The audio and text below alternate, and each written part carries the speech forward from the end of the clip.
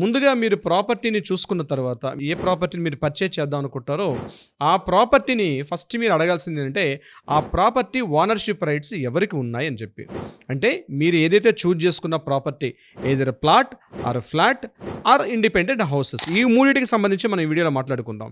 So ఈ మూడింటికి సంబంధించి మనం మాట్లాడిన కంటెంట్లో దీనికి ఓనర్ ఎవరున్నారు, మీరు కరెక్ట్గా ఓనర్షిప్ ఉందా లేదా, మీరు ఎవరికైతే ఈ అమౌంట్ పే చేస్తున్నారు, దిస్ ద మోస్ట్ ఇంపార్టెంట్. కొన్ని రియల్ ఎస్టేట్ కంపెనీస్లో మీరు చేసేటప్పుడు ఏమవుతాయంటే ఆ కంపెనీ ఓనర్ ఆ ఎవరి పేరు మీదుగా ఉంటుంది. అట్లా కాకుండా మీరు ఎవరికి మనీ పే చేస్తున్నారు, వారి పేరు మీదుగా ఆ ల్యాండ్ కానీ ఆ ప్రాపర్టీ కానీ ఉందా లేదా అన్నది చెక్ చేయడం మోస్ట్ ఇంపార్టెంట్. ఉందని కన్ఫర్మేషన్ చేసుకుంటేనే వాళ్ళకి మాత్రమే పేమెంట్ చేయండి. This is the most first important.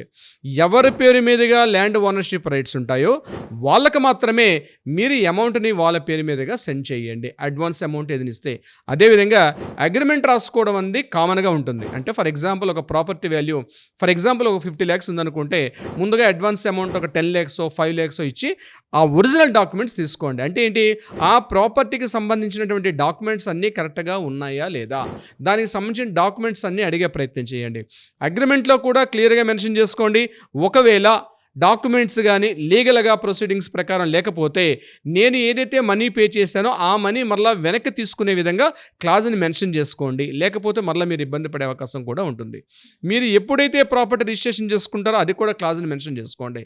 మీరు ఆ డాక్యుమెంట్స్ అన్ని కలెక్షన్ చేసుకొని మీరు వీలైతే అడ్వకేట్ని సంప్రదిస్తే బెస్ట్.